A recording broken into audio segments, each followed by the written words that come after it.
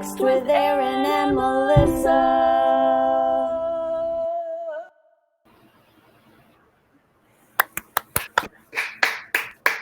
Wow. I wonder how many people on Twitch didn't know if Erin and Melissa Group Text Live would come back, but here we are. We did it. A lot of people have been messaging us. Will you? Won't they? Will they? Yeah. Love me. Don't love me. Yeah, who can say? Ladies and gentlemen, this is Group Text with Erin and Melissa, and we are live with Outpost 13. I'm the Melissa half. There's an Erin half. Mm-hmm. We have an amazing guest tonight, and we are excited. But first, we want to talk to you. We want to make sure that everybody knows Outpost 13 does an amazing job of making sure that we are supporting not only local community, but also national community and the things that are going on and important to the audiences here.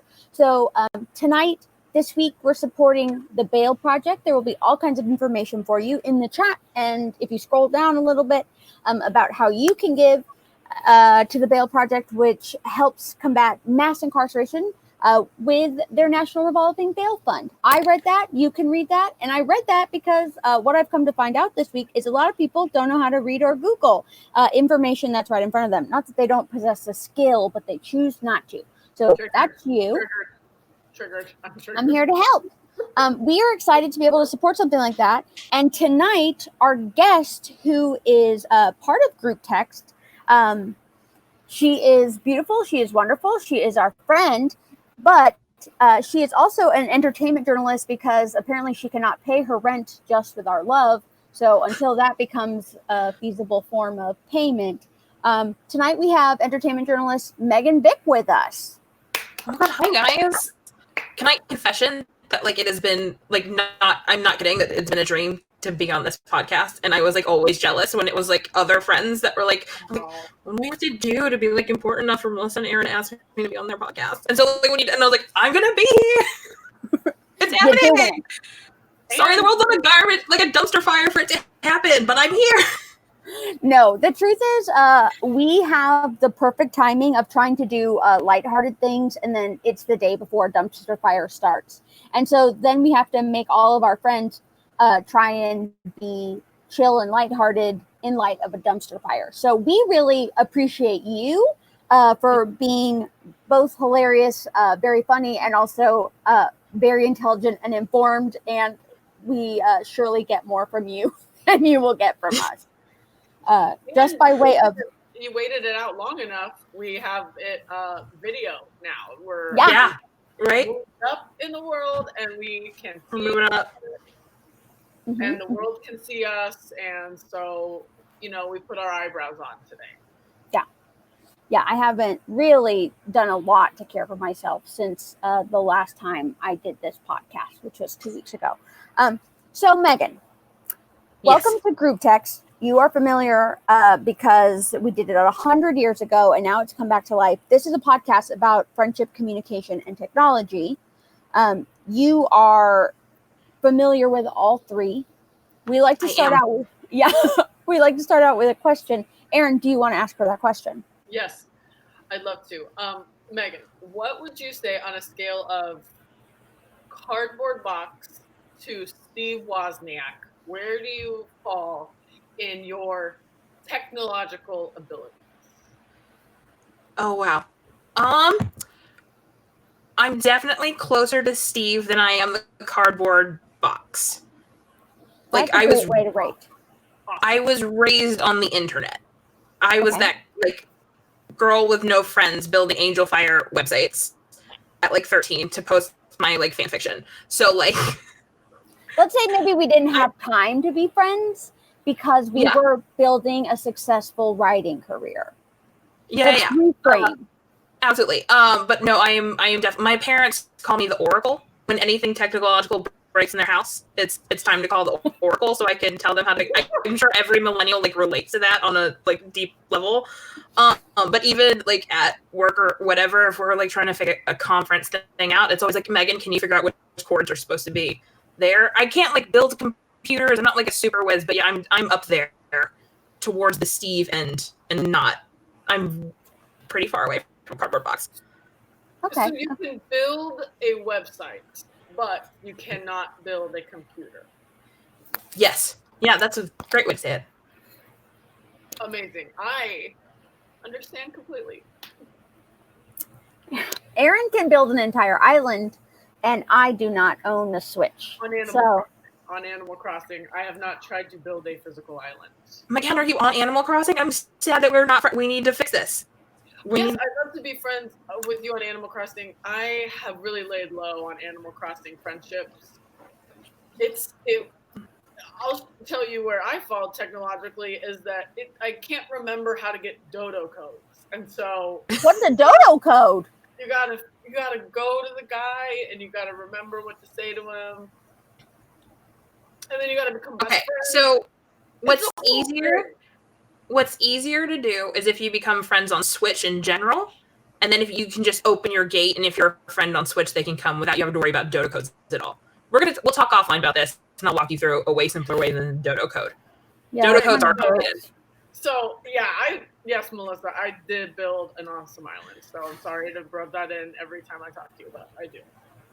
I just got my 5 stars this week. This is now an Animal Crossing podcast.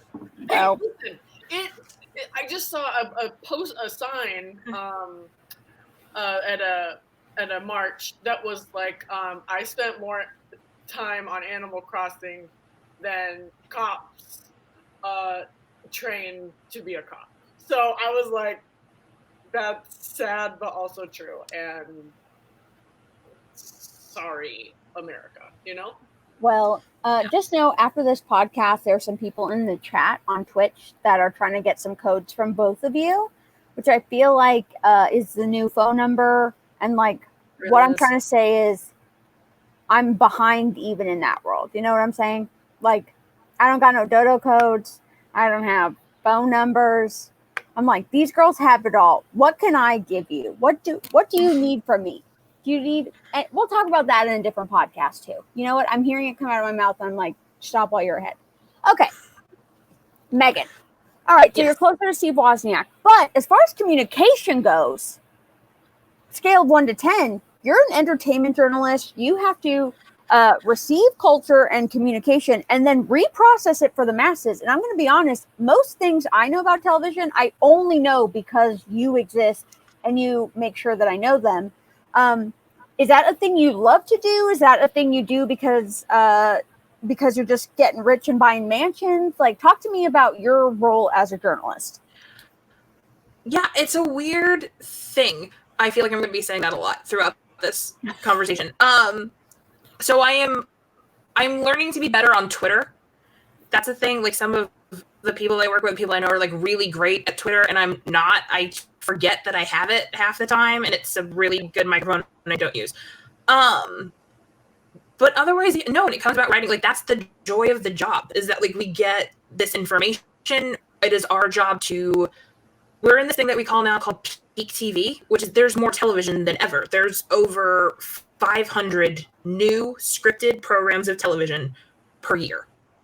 It is especially with streaming, and that number is only growing because the number of streaming services are growing. The ways you can watch TV, like 5 years ago, there's full-on TV shows on Facebook, on Snapchat, on Instagram, and like 5 years ago that wasn't the case, and so that just keeps growing. And like no one person can watch all of that.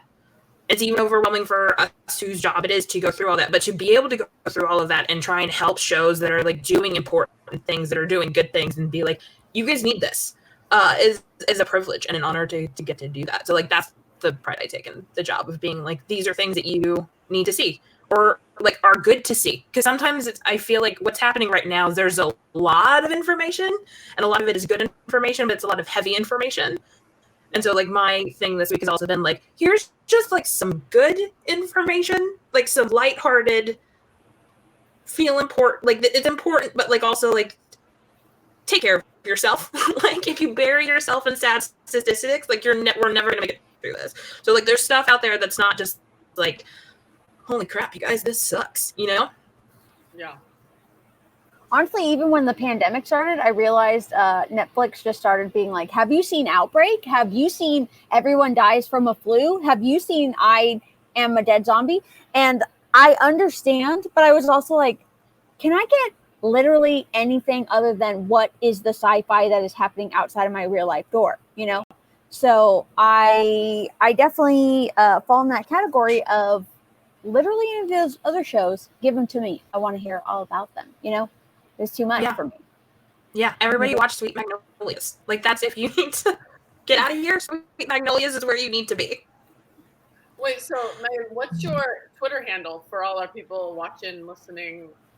It is Mego Inc. That's MEGGOINC, like incorporated. Because when I created Twitter, I was like, this is going to be my production company name someday. Cute. I love it. I hope it is. Yeah. Me too.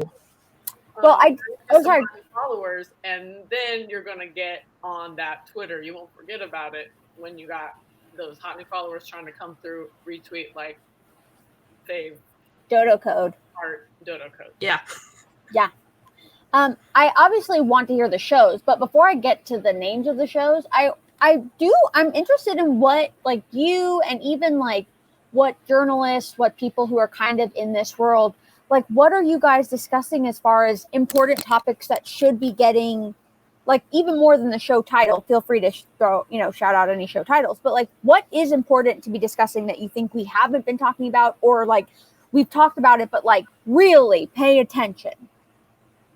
I think right now what's happening, I feel like once the George Floyd story came out, that video came out, I feel like that immediate week was about that particular case and getting those cops arrested and getting them charged properly. And that was the story of like, why have they been arrested? Why should they be arrested?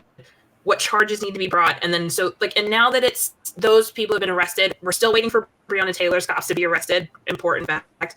But now it's shifting. I think people are starting to look at their own spheres of influence and what is wrong in those spheres of influence. And I know for journalism, like if you look at journalism Twitter right now, it's all like all of these people have come out and said like these messages, but it's like,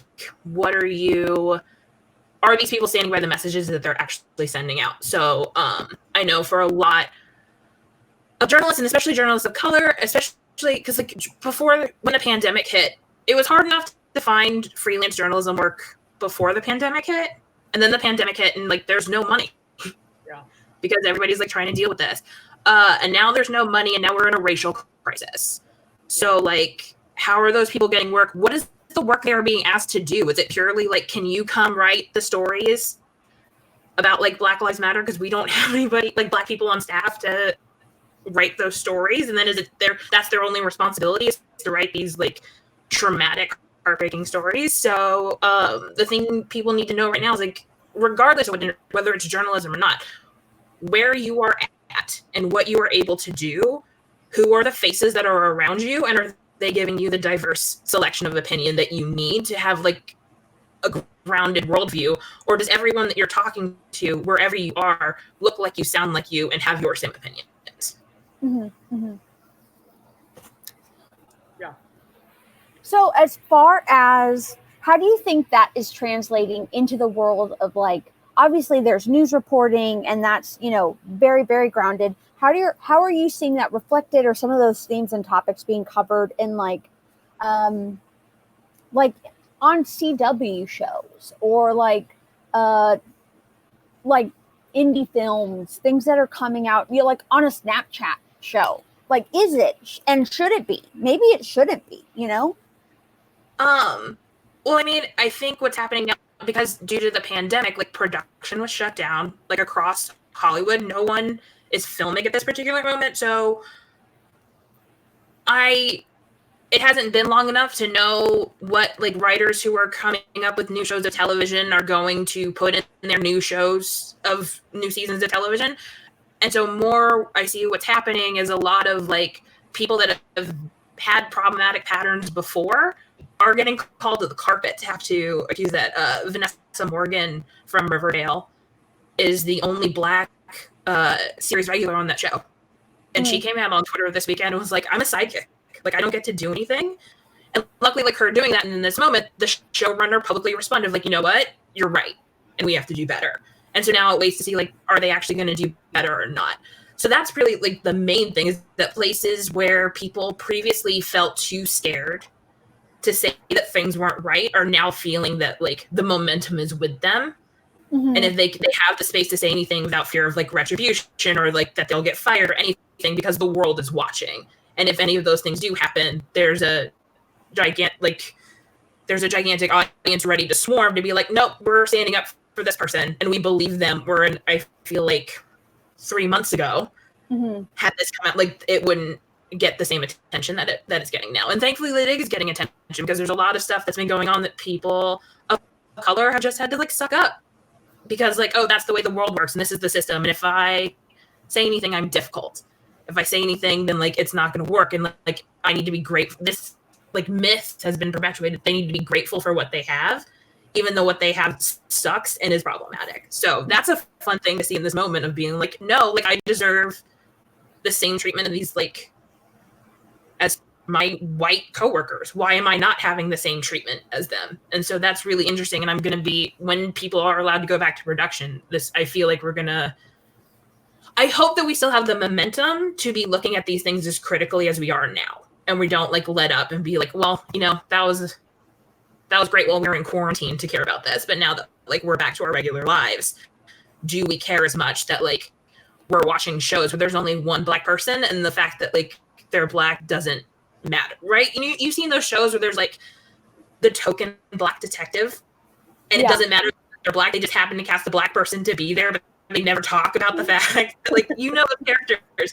and that like we care that like and this is up to the audience. Like TV shows are based on who watches them.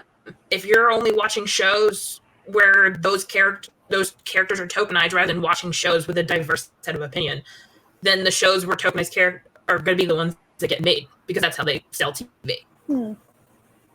I was just watching Dead to Me, which is on Netflix, and has a really diverse cast when you look at everyone. But the two leads are two white women, and I'm a white woman, but I have red hair, and so I'm always on the look for when two white women get two lead roles. I'm like, one blonde, one brunette. It always bothers me because I have red hair. But now looking at it through this lens of like, you have two lead characters. Why are they both white? I don't know. It's just like wild to me that and they diversified the cast, if you will. But just as to me, I'm like, those are things that like. That's a brand new show. That wasn't a show that was made 10 years ago, not even 5 years ago. It's on Netflix right now. And that to me is like still this huge blind spot of like, no, but look, we have like look how many people we have in the cast that are not white. But the two women in the photo, the two women in most of the scenes, they're just a blonde lady and a brown-haired lady. Yeah, but like when you talk to them, they're gonna, and like the sad thing about Dead to Me is that like when you talk about that, the progressive thing is that you have two women on the poster, right? Like we're still like, oh my god, a show that has two women. We have a show that's centered on two women, and are they passing the Bechdel test? Which for the like, do you have a scene with two women where they have 3 or more lines of dialogue where they are not talking about a man? That's the basic feminist test. That's all you need to have to pass like the litmus test of feminism. And it's like, that's pathetic. Like, and the number of shows and movies that fail that test. One scene, 2 women, 3 lines of dialogue not about a man. And I not personally- every Men are so interesting. We gotta talk about them. I have a timer that reminds me if I haven't talked about a man in more than 3 lines of dialogue I say. I insert it. Yeah. I'm like, boys are cute. Just in case I like get too on the topic of like global warming or something. I'm like, whoa. Come back. Come back. I'm a person, my life's mission is to get a boyfriend. Like everything about me is about like, can I get a boyfriend? And I'm still like, three, we can only go 3 lines without talking about a dude. Yeah. And I say this as a person that's actively also constantly thinking about how do I get a dude? Like, Well, Ugh. the conversation right now about like, okay, how do we take this and stay motivated? How do we take this out of like off of just Instagram and like keep this like flame burning? This, you guys, I am flashing back so hard to like Christian summer camp, the pastor doing the send off at the end of the week. And he's like, because there's no women pastors and where I'm from, he's like, you have done the work emotionally, and you have made big decisions in your life, and you have seen areas in your life that you need to change. And now as you step back into your regular life and you are tempted and you are tortured by the devil's schemes, it is your time to dig in and keep that fire alive. And I am like stressed out for America, because I was so stressed out as a teen Christian, being like, okay, so I wasn't bad when I was young. So I was like, okay, I can't gossip anymore. That was like the big one. Or I can't hate my dead grandfather for killing himself. That was another big one. I have to show love to my annoying girls in youth group. I have, like those kinds of things, right? And so then the second you watch like 4 hours of TV in a row and you should have been praying for your Mormon neighbors, you start getting sad and you start losing steam. But then you got to get back in your prayer journals. You got to dig in. You got to memorize those scriptures. You got to get to Erin, church early. where you get us to the place where you were headed before you started this. Flashing back actively. No, I like action. I like a plan. And I've seen a few people talk about like, get a plan, make it 3 things. And so I think like, as people are trying to stay motivated, keeping their attention span going and helping like having like that consistent flow of information and things to do. I hope that people continue to not have like shame on themselves, I guess, and to keep learning and keep moving forward. And I think just like talking about that like motivation, we don't know where the next like big wave is going to come through when we all go back to work and we stop like having all of this time to be like marching and Instagramming and reading and watching. Like, what will be that next thing that keeps us going? I guess I'm just, I don't know. I'm flashing back to that, and I'm like, as a society, we have had such a breakthrough moment, but like, how do we take it to the next level and take it actually into the streets, into our lives, and actually see a change overall? I mean, I think I agree that like at this current moment in time, I'm watching a lot of like self-flagellation to a degree of like people that are punishing themselves. And I know it's so tricky because this is a moment of awakening for a lot of white people are having a moment of like, oh shit, I didn't know. And it's going to be a painful moment because your friends of color are like, well, it's your fault you didn't know because we've been trying to tell you in X amount of ways.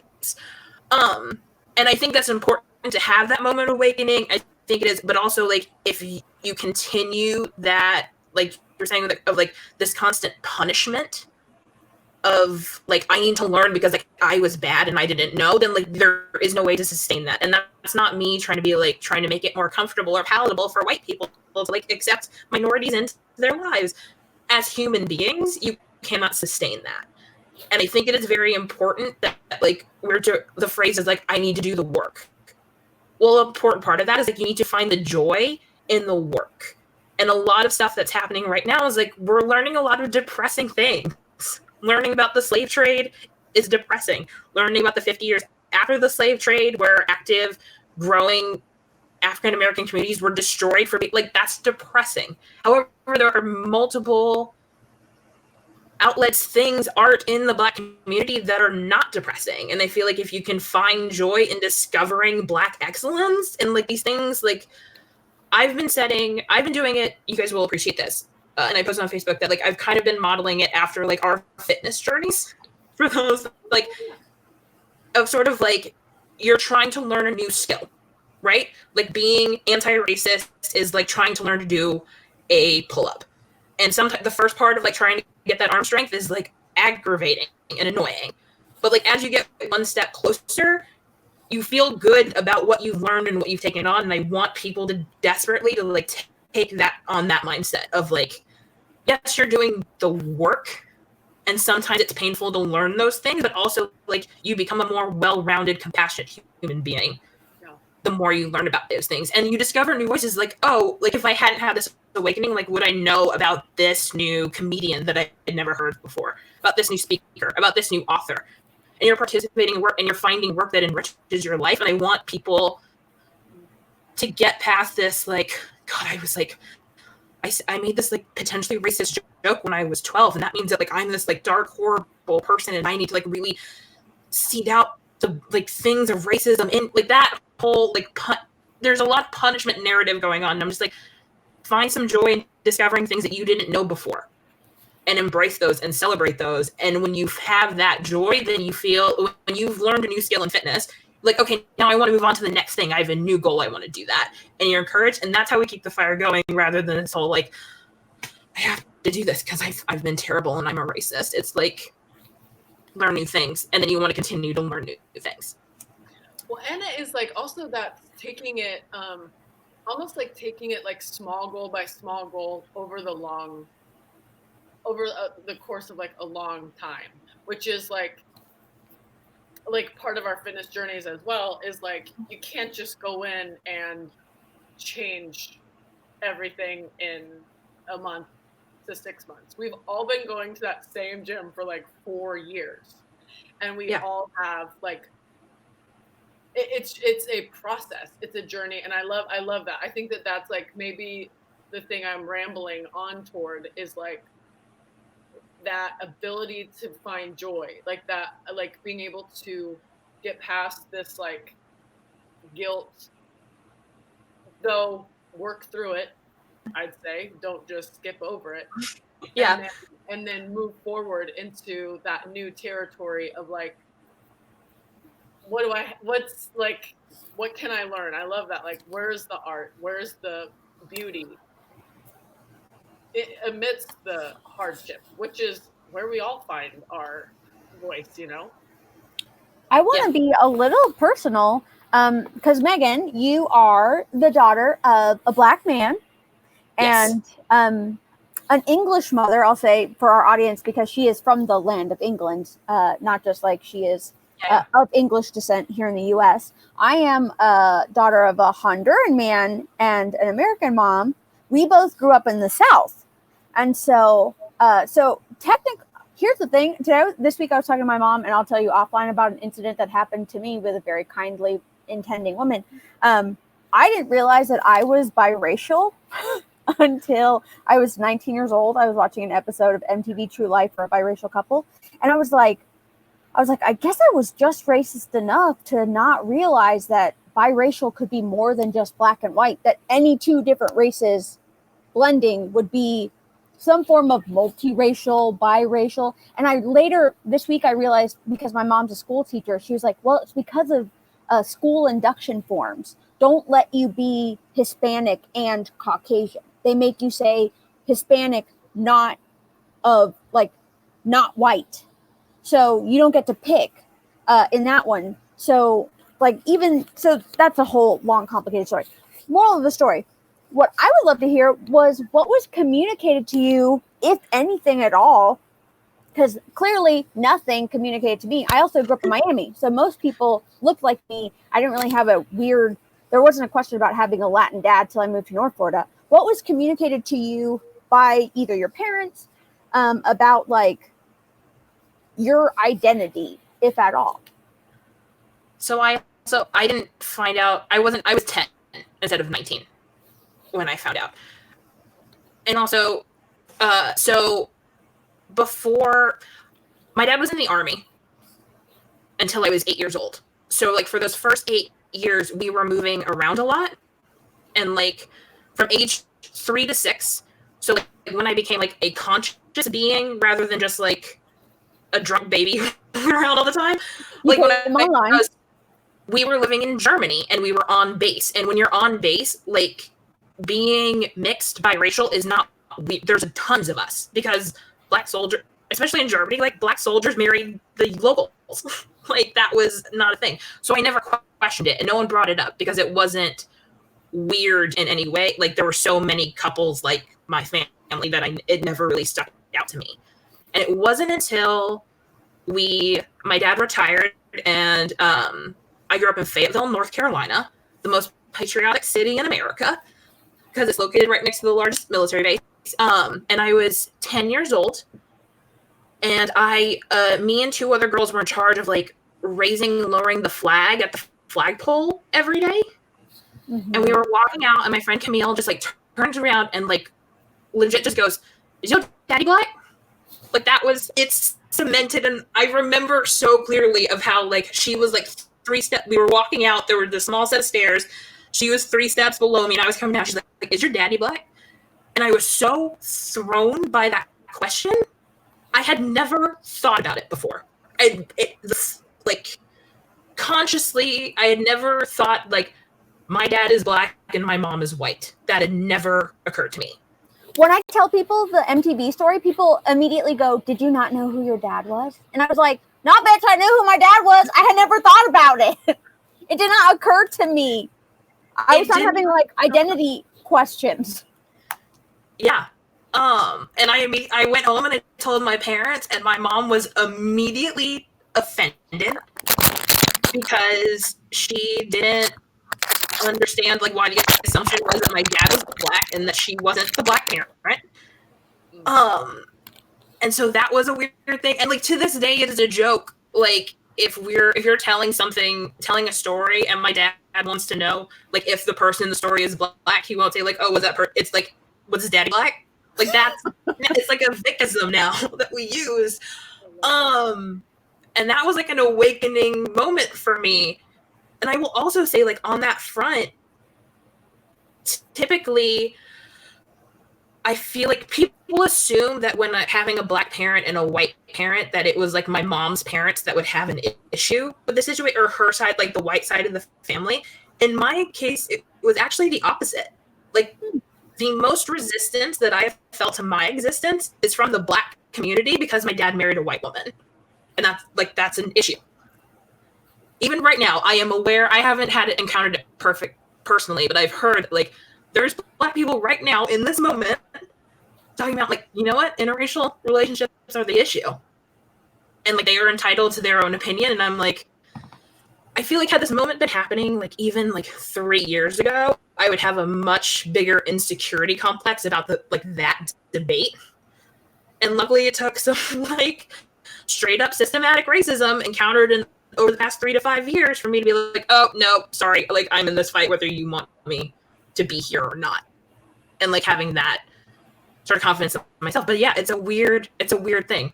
I'm glad to know that I'm not like, I thought it was weird that at 10 it took 10 years for me to figure it out. But like, no, I was like, it had never occurred to me. And then as soon as it was pointed out, I could not forget it. Well, there was no point at which it was ever, I saw it differently. Yeah. Well, I have 2 younger brothers, and my younger brothers are very like Caucasian presenting. They have blonde hair, or what one would consider Caucasian presenting. We have the same parents. My dad's grandfather is from Spain, so he had blonde hair and blue eyes. So they have the same genetics. They just look what television or photos would tell us is this is a Caucasian man. But they have the same genetics that I have. I just look a lot more Latin. And it is interesting to have conversations. Like this week was the first time I ever asked my mom, like, was that weird that you were married? Like, did you have any resistance to that? I mean, I will not stop talking about the fact that my parents had a Civil War themed wedding. My dad was wearing a Confederate uniform. he is not from this country. He still doesn't get, when I bring it up to him, I don't think he gets why I'm bringing it up. He's like, we wanted to have a unique wedding. It's very different. We liked it. He's like so proud of like what a good idea this wedding was. And I'm still like, problematic. When I show that photo at parties, in line at the DMV, at comedy shows, always people gasp. But my dad is hype about it. But it is interesting even to hear, like, you know, you're like, where did that come from? Like, even a lack of sense of self, because also that is a sense of yourself in some ways. I am a Southern woman, you know. I grew up with family members who were in the Confederacy. One summer I came home from, oh man, you guys are not going to like this. One summer I came home from summer camp. My mom is a history teacher. I came home and she goes, I'm so excited you're home. Great news. I got you registered with the Daughters of the Confederacy. And I was like, what's that? And she's like, because there's a Daughters of the American Revolution. So if you can trace that you have lineage that was in the American Revolution, you can be part of this group. And my mom was like, I'm working on that one. I haven't finished that one yet. She was like, but so far we do have you in the Daughters of the Confederacy. And I was like, in the what's up? What's the group? So, and she's a history teacher. Well, so in her, again, what's that? You guys hang out? Is it like, I don't know. I don't even know how to find, I didn't put myself in the group, so I don't know how to take myself out of the group. Also, I am still in it. Also, technically, genetically, I am the daughter of a descendant of a person who was in the Confederacy. So also, that is real too. All that to say, I really planned on burying that because I was like, if I reach any form of success, hopefully nobody will expect that I might be in the Daughters of Confederacy, but I am in it. I didn't put myself in it. Are you sure your mom? I'm sorry, it's so funny. You know what? I don't know. See, and in her brain, again, some of these things have adjusted, but at this time, this is probably 10 years ago, this idea is like very much what we hear still, which is like, it's cultural. It's nothing to do with racism, even though you're like, wow, big part of it was racism. I don't know how to tell you guys. But so there's a big, like, for them, it was like, oh, somebody else's grandmother was in the Daughter of the Confederacy. Oh man, I'm sorry, sir. I'm in the same club that this man's grandma is in. That's how persistent this thing is. I'm sorry. Can you like ask him are there perks? I think you're just in a registry. I don't know what you do. I should ask my mom. Daughters of the American Revolution have like scholarships. And they determined like book lists. And I don't know if Daughters of the Confederacy works the same way. I'm not trying to find out. I don't know. I imagine they might have scholarships too.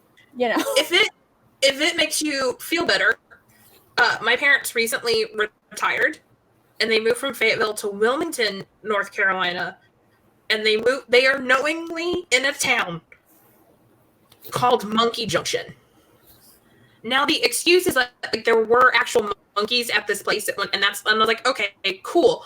But any town that is 10 minutes from Fort Fisher, which was the largest Confederate base in the Confederacy, named Monkey Junction, isn't just about actual monkeys. It's not. It's just, and you chose to live there. So like now if my dad says like, yeah, these people acted weird when I walked in this place with your mom, and I was like, yeah, well, you moved to Monkey Junction. I don't know what you expected to happen in this place. I don't. Why God? Why? But this brings up an interesting, when you guys took like American history, growing up in the South, whenever we got to the Civil War, I always had a test for my teachers of like, are you going to do the thing where you say, now, people are going to try and tell you that this is the war. This was about slaves. It wasn't. It was about Southern independence. Okay, this was about states' rights. And I was like, Southern independence to have slaves. Like, just finish. Like, that's the whole reason they wanted independence was to keep the slaves. Mm-hmm. But I had so many teachers that, like, refused to admit that the Civil War was over slavery. Well, my friend. Oh, sorry. Go ahead. My friend Mitch will tell you that his grandmother. I don't know if she's still alive. They're from Nashville, and they refer to it as the War of Northern Aggression. They do not call it the Civil War. It is the war where the North came down and were being aggressive to us. We were doing our thing, private, being taxpayers, and y'all were being aggressive to us. So I got that. I was in the Northwest, and we knew it was about slavery. We talked about that openly. I do think that that's probably like because we weren't involved, and none of our people had, we were like, yeah, the Southerners are racist. That's what we knew. The Southerners are racist. And that's why people of color moved to the Northwest, because way less people just in general, and then you kind of got to do your own thing, and people just kind of minded their own business. That is different now. There's still racists in the Northwest, as I find every day on my Facebook. But the teachers did, at least we did talk about it, like I think a little bit more than it sounds like they did in the South in that way. This week the news story came out, like the Marines have banned you from being able to like publicly display the Confederate flag on your uniform, or if you're in a military vehicle, and people are shocked, like, I didn't know this was a thing. And I was like, y'all haven't been south of the Mason-Dixon line in a minute. The Confederate flag is like very much a thing. There's a beach store in North Carolina called Wings. I don't know if that's outside of North Carolina or not, but it's like where you go to like buy bathing suits and boogie boards, and there's Confederate flag boogie boards in the display window in the year 2020. You can go, it's a beach store, like, and it's a massive, it's the biggest like beach store chain. These are gigantic stores. They look like beach CVS's. That's about the size of them. Yeah. Wow. And in the display window are like Confederate flag board shorts and boogie boards. It's nuts. That's insane. Can I ask you a question, Megan? Yes. I want to go back to, like, you're living in this time as a biracial woman. You work in the entertainment journalism. You're also, like, in that field. You're also you as yourself. How is it navigating, like, kind of like speaking to like you personally and professionally online? What is that like for you right now? Does that make sense? I mean, that's a good question. Aaron, you get 1 point for that's a good question. I will say this, before George Floyd, when any time there was one of these police shootings, police murders, I checked out. I was like, I can't do this. And I've talked to Melissa about this offline a little bit, is that, like, whatever personality test you want to give me, I'm the weird sensitive one, right? I'm like the empath, like, I feel all the, I'm a gigantic feeling. For any astrology nerds, my birth chart is Cancer, sun sign Cancer rising, Pisces moon. It's all water and sadness. So when things of like a national tragedy kind of thing happen, I like absorb that energy. If I'm in a room and someone walks in and they're in a terrible mood, they don't have to say anything. I feel that energy and I suck it up. So like for me, like when these things are, it would be too real, and I would shut down and I would check out. And that is a privilege to be able to check out. And I would see everybody like post like the quotes on Instagram, another MLK quote. And I was like, I'm not going to repost this thing to my liberal friends on Instagram because like, what is the point? And then the thing that I've had to check myself in this moment is that like, okay, even if I didn't want to participate in what I saw to be performative social media that like, but I didn't like donate to bail funds. I didn't like protest for anyone to be arrested. I didn't do any of those things. And now when George Floyd happened, even in those first few days, I was like, we're just doing it again. We're just reposting Instagram thing. Nothing's going to change. And then I feel like he was killed on that Monday, and we kind of had that week. And then I feel like that weekend after he was killed was when everything, oh, this is different. I feel like that was the turning point. Yeah. And I was like, oh, I don't get to check out of this. And then I started looking into, I was like, okay, what can I actually do to help? Right. And this is the first time where even I, as a woman of color, have been like, I actually need to do something now. And I don't get to just sit here and be sad about it or check it out because it's too sad if I do think about it. So that's when I started getting, and I will say, like, I am so impressed with all of my friends, especially a lot of my white friends are really like digging in and doing a lot of stuff that I didn't know. Fun fact for anybody to think it, being Black or being biracial does not automatically give you a PhD in race relations. There's a lot of stuff that I am also learning that I didn't know, and I'm making myself accountable for, like, I should have known this and I didn't take responsibility. But again, find the joy. I know it now. I can be a better person. And so to go back to your question, at first I was silent. I didn't do anything because I was like, to do anything. Uh-oh, is Megan frozen? Purged myself of the sudden jumping into it. Oh, am I here now? There, you're back. Okay, keep going. Yeah, I was like, you're giving good information, and that's when. So then there was a lot of like processing and emotional posts on Facebook, and that was starting to. I got to a point where I was just like, I was sobbing all the time. I was like, well, this isn't helpful. I'm just sitting in this and making myself miserable. And I think that's part of like the guilt stuff that we were talking earlier. It's like I needed to feel that for a moment, hold myself accountable. And so I made the next goal of like, okay, I'm gonna post, but like everything I post has to have a point. There has to be an action item, or there has to be like I am relaying new information, and that is the only reason I'm going to post about something. And I've sort of been like going. And I felt really good about that during that week of like, okay, less emotion, more production. And I was able to hold myself to that. And I like achieved some big goals on that front. And so like this week after that, I'm like, okay, I noticed in that time I was spending a lot of time talking about George Floyd and I wasn't talking about Breonna Taylor as much. And I had to check it with myself. It's like, oh, why is that not as important? Why am I not amplifying that? And I was like, okay, so I need to spend this week spending some time with like Black female voices and their specific struggle, because like even though Black men are being killed by police at a much higher rate, like the struggle of Black women is an extra specific version of everything that we were talking about. So I've spent this week educating myself about that and doing that. So like when it comes to being online, I'm just like, I'm taking it one week at a time, and I am picking certain things and I'm going to focus on, and that's what I'm going to do.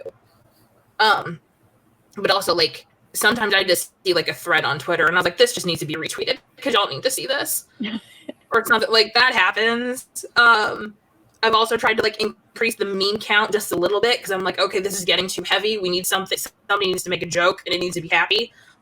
But, yeah, and going back to what I was saying before about, like, being biracial in this space, I feel like had this happened a few years ago, I would have felt a lot more insecure about what I was allowed to say, considering the fact that like I'm not fully Black, right? These things that are happening are not fully my experience.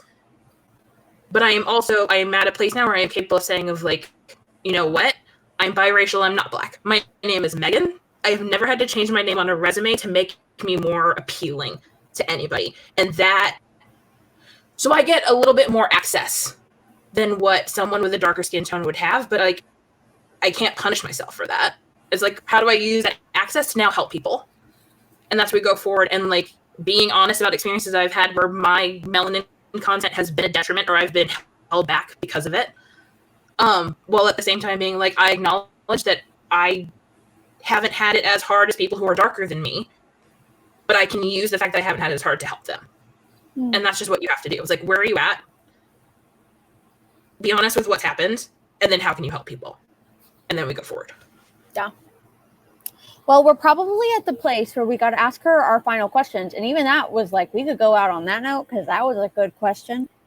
Let me think, because I want to give time for everybody to know how to find you online. So maybe I'll say this. Erin, do you have any quick, funny questions you want to ask? I'm not sure. Let me think. Quick and funny. My question is going to be, Megan, what's some recommended viewing and why is it blind spotting? We haven't talked about blind spotting at all in this entire conversation. Okay. Disclaimer for anybody who finds themselves listening / watching this because they came from my Twitter account and are like, this bitch again. Oh my God. Okay. I am the receiver of you. I don't even know how long ago it was where you were like, I'm not kidding. Go watch it. We're going to watch it twice. You told me to watch it twice and then call you. So, okay. Yes, the disclaimer is I am pathologically obsessed with Rafael Casal, the co-writer of the movie. I saw it 2 years ago when it came out in theaters because I was very, very, very into Hamilton. I still am. But Blind Spotting is a movie co-written by Daveed Diggs from Hamilton, Snowpiercer, everything, and his best friend growing up in Oakland, Rafael Casal, and they about police brutality and gentrification. It's about this guy Miles, who is 3 days he's 3 days away from being done with his probation when he sees a black man get shot by police. And the movie is sort of about like him having to like make it through those 3 days with this giant crisis hanging over him and like what's happening. But the reason I recommend it to people, and especially in this particular moment, my feelings for Raphael aside, is that like it's about the conversation more than about the police brutality. And I feel like for so many people, they're doing all the research. I know like everyone that I've seen on my Facebook feed is watching 13th this week. Great for you. You're educated about like the prison industrial complex. Blind Spotting is about like this. He witnesses this terrible thing, and these 2 friends who thought they were basically the same person because they grew up together are not the same person, and this tragedy affects them in 2 completely different ways. And their inability to have a conversation about how they are feeling and how they're both processing this leads to so many extra problems. And I feel like you do have to watch it twice because the first time you watch it, you're just stressed out about Miles and whether he's going to make it on his probation and what's going to happen. So you're not picking up on all the subtle things. And I know that like there's, not to ruin it for people, but before the climax of the film, Colin and Miles I've been saying Miles. Colin is the one who can't get shot. Miles is his white best friend played by Raphael. They get into this fight about what's been happening and where they at. And when I first saw it, I was like, oh, this is a like really interesting way to talk about like who can say the N-word or not. And that is, then I like went and became pathologically obsessed and I listened to a bunch of podcasts with them about making the movie and what it is. And it was like, that is such a surface level interpretation of that conversation.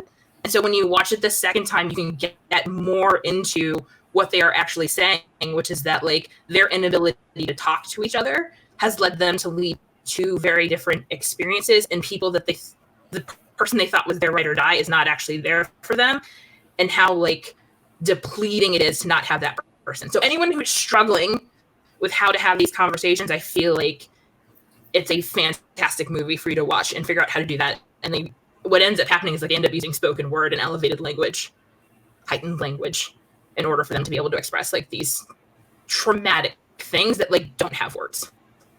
It's beautiful. It is beautiful and stressful and so brilliant. Like even it is annoying. It is annoying that it is their first screenplay. I know it took them 10 years to write it, but like it's infuriating as a fellow like aspiring screenwriter that was their first movie. Yeah. It's on HBO Max, by the way. If you're looking for a way to stream it, it's on HBO Max.